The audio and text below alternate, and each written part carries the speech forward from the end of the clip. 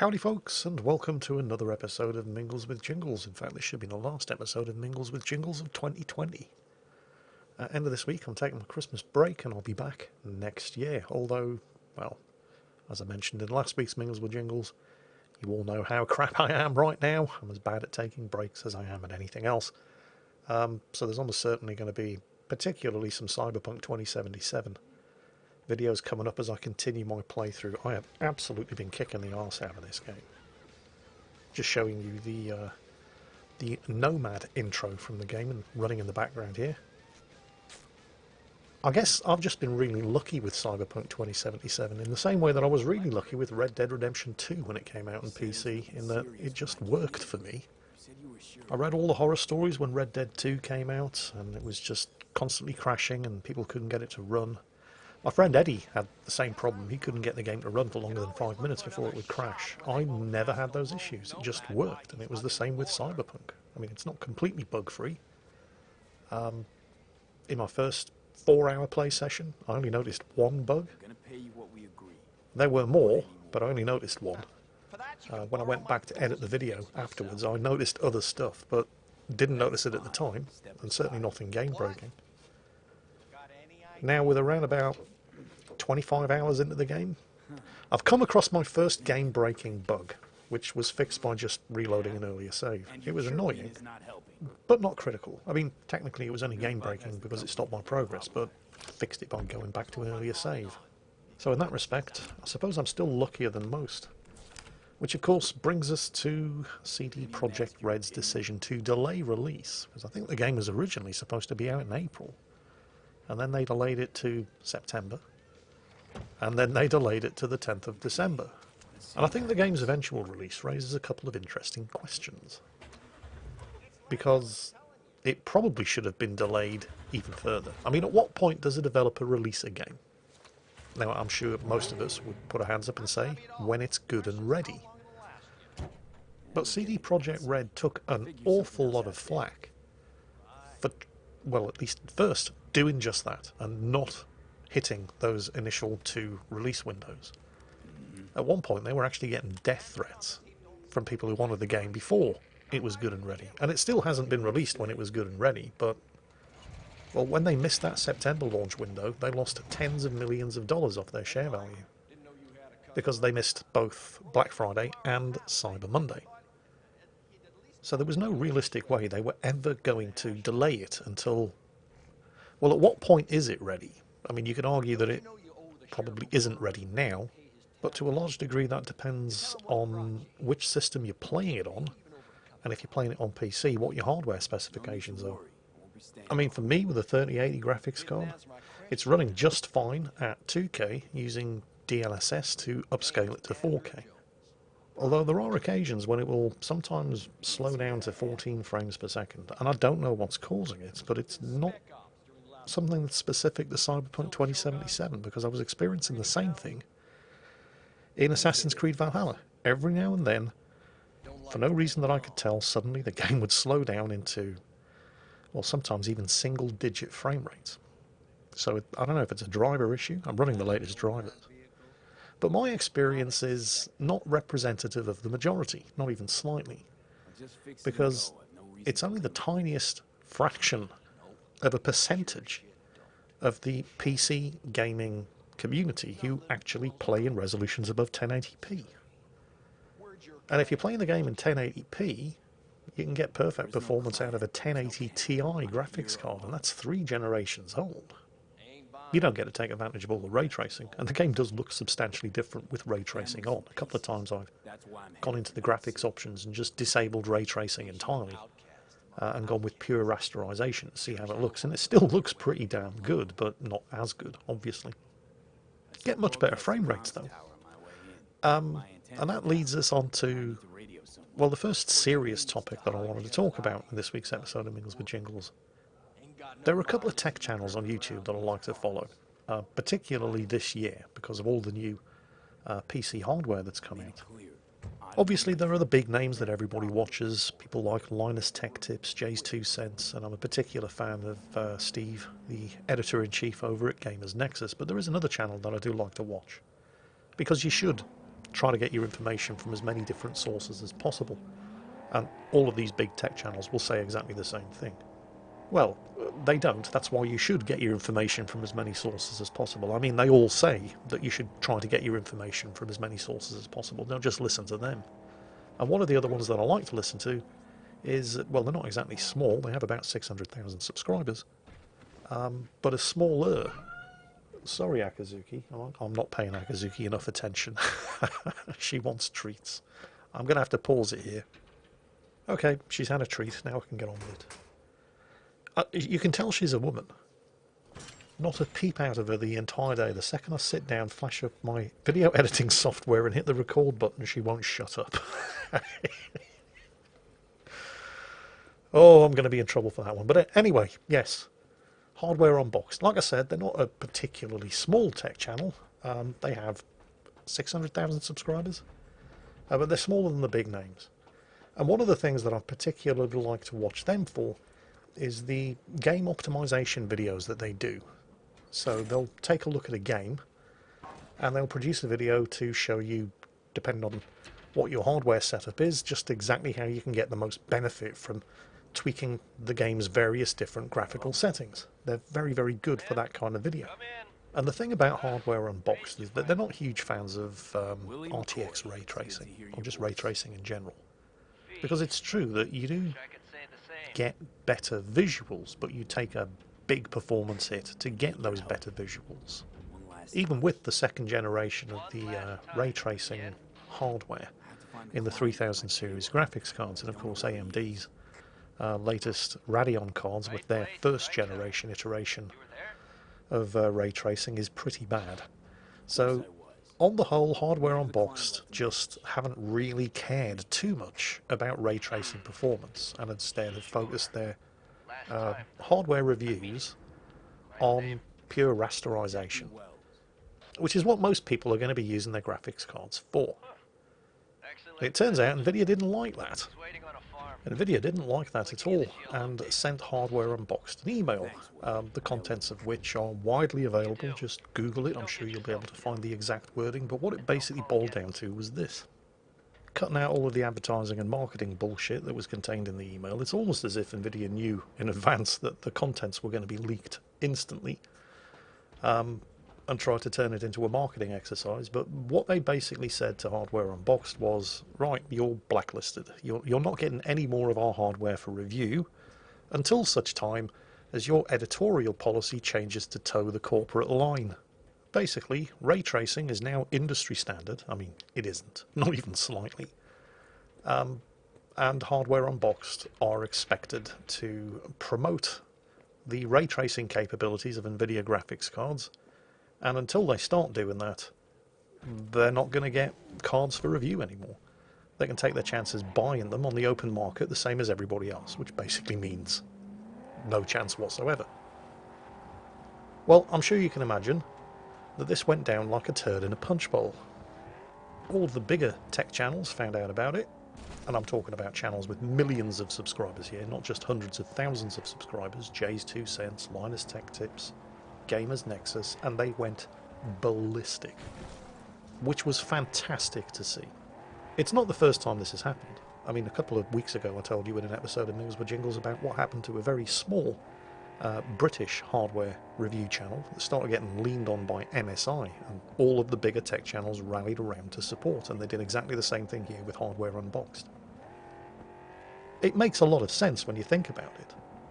I mean, it's good to see that these guys are all backing each other up, but the thing is, if you don't have editorial impartiality, how can you trust what any of them say? I mean, obviously it's great news, particularly for Hardware Unboxed, that they're getting this much support.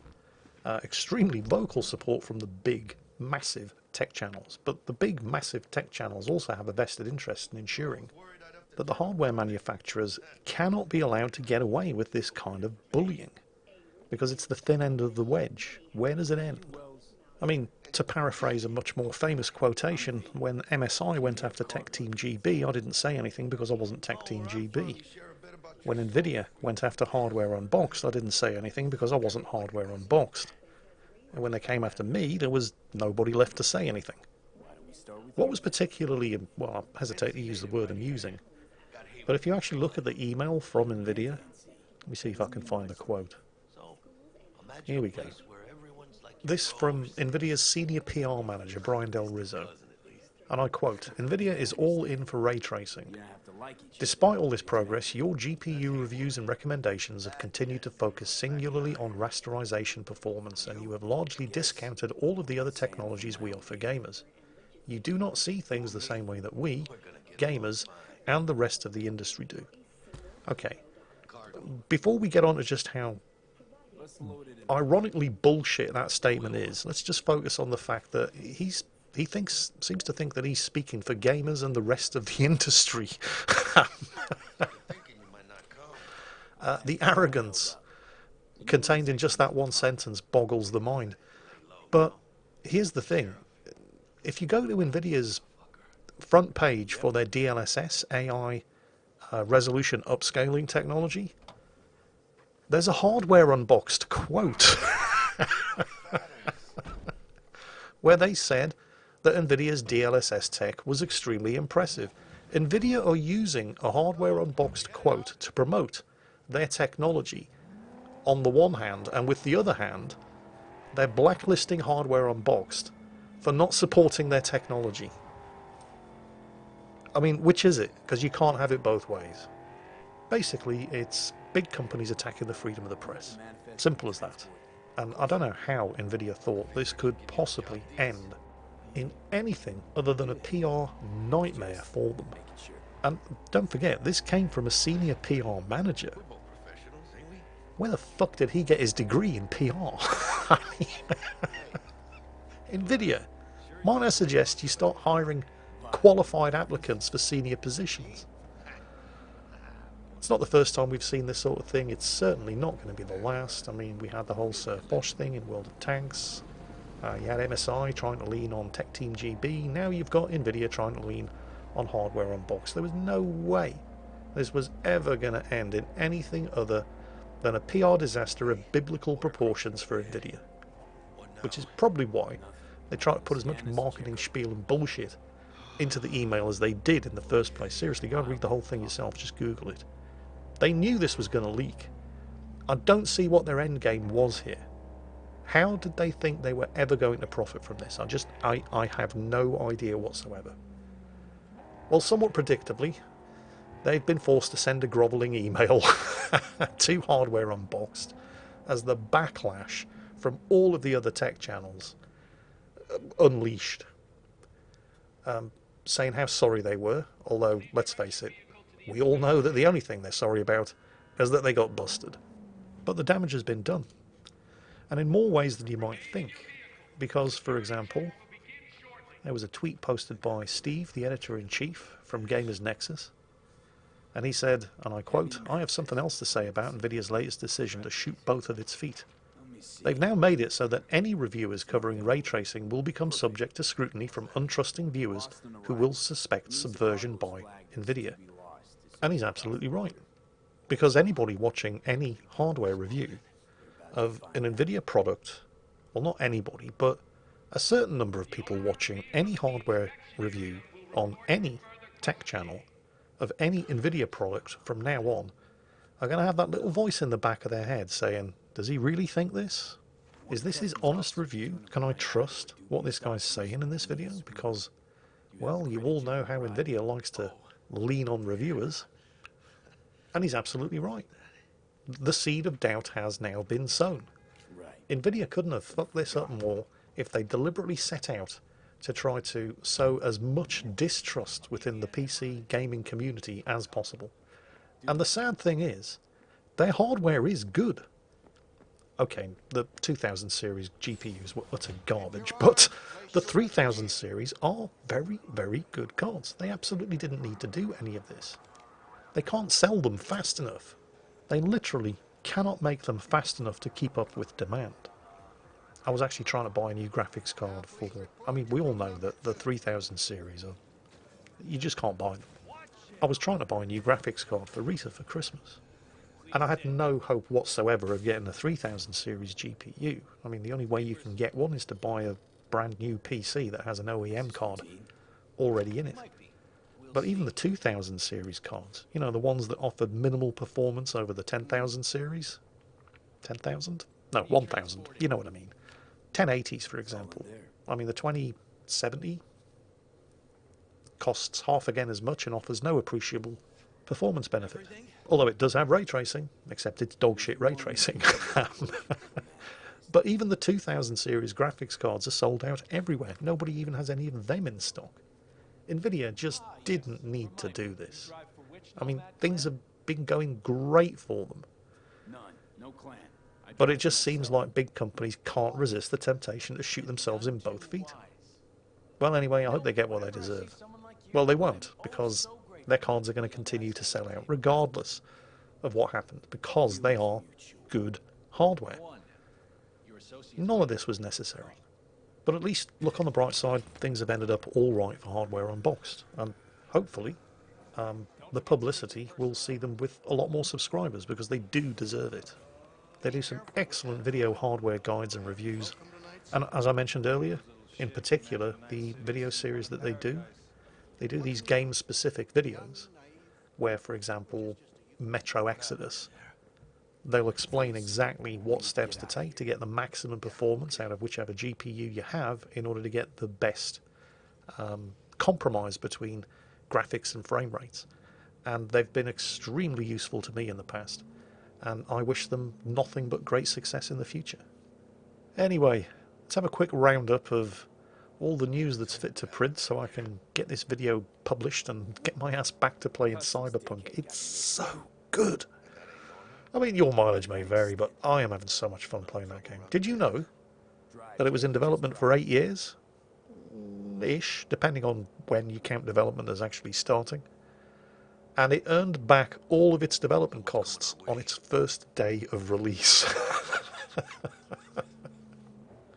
I don't think anybody will be too surprised to hear that. I mean, it is buggy. I'm not trying to make excuses for it here.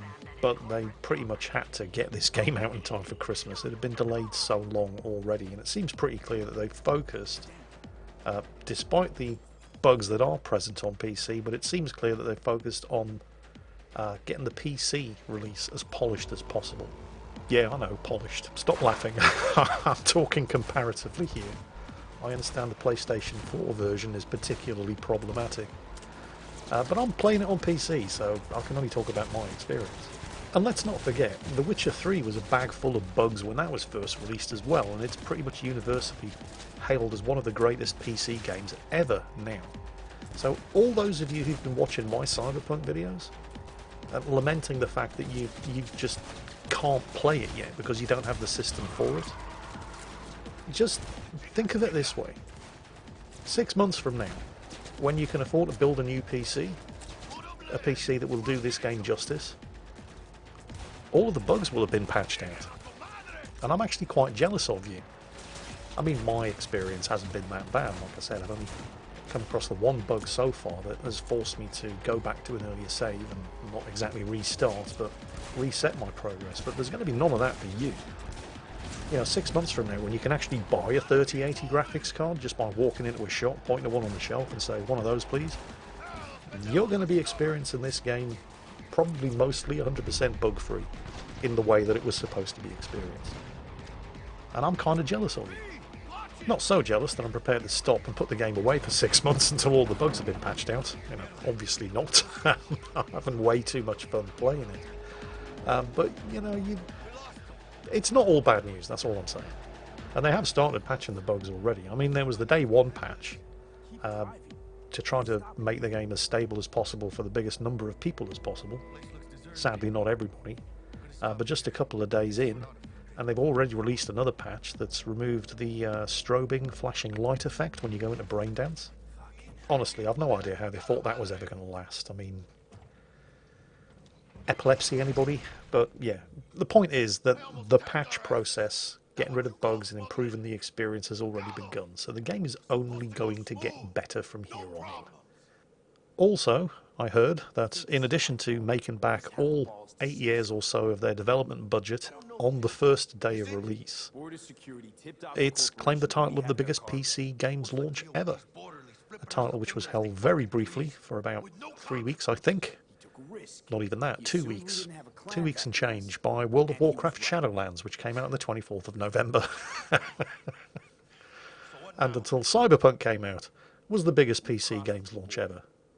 Well anyway, briefly, getting off the subject of Cyberpunk for once, the last thing that I wanted to talk about was just to mention the Brotherhood of Beards World of Warships charity live stream Christmas extravaganza that's happening, well, over the course of a couple of days, but starting this weekend on Saturday, the 19th of December. Festivities kick off at 1700 Greenwich Mean Time on Saturday, and they don't stop until 2030 Greenwich Mean Time on Tuesday, the 22nd of December. The Bob's clan, well, it's not really the Bob's clan. They have 2 clans on the EU server, Bob's and Bob's 2. Actually, there are 3 clans. They also have one on the North American server. Technically, they also have a World of Tanks clan. You get the idea. They're more of a community than a clan. And they're hosting this charity live stream, although it's not just going to be them. All kinds of World of Warships, community contributors, Twitch live streamers, YouTube video producers are going to be taking part, with designated 2.5-hour stream slots attached to each. People like TC Freer from Bob's himself, as well as many other members of the World of Warships Illuminati. Representing Greece, for example, we have Chaos Machine. From the USA, we have Sea Raptor. From the UK, we've got Stats Bloke and the Grumpy Beard. Names that I'm sure many of you are going to be familiar with. I'll be joining Red Baron, because I don't do streaming myself. I tried it once, didn't like it much. I've never done it again since. And as well as playing World of Warships for a couple of hours, we're going to be raffling off a couple of hours of our time, because don't forget, the whole point of this Christmas charity stream is in support of charities. So at least one, possibly more, I'm not entirely sure of the details, lucky winner is going to win a couple of hours in the new year of joining myself and Red Baron for a couple of games of World of Warships, and we'll be holding the raffle on the 20th of December during the live stream between 1100 and 1330 GMT. So if you want a chance of showing me how much better than me you are at World of Warships, be tuned in to the Bob's Christmas charity stream between those hours and on that date, and keep your wallet at the ready, because, well, it's all for a good cause. Anyway, that's it for today. I hope you've enjoyed it. Hope you all had a great weekend. I hope you're all going to have a great week, and since this is technically the last official chance I'm going to have to do it, I'd like to take this opportunity to wish you all a very happy Christmas and a very prosperous and safe New Year. I'll still be pushing out the daily videos until Friday, at which point officially that's it until the beginning of January. Although I'm not fooling anybody. You know there are going to be Cyberpunk videos between now and then. And I should probably also finish off the Shropshire arc in Assassin's Creed Valhalla. But beyond that, we'll see. In the meantime, of course, as always, take care, stay safe, and I'll catch you next time.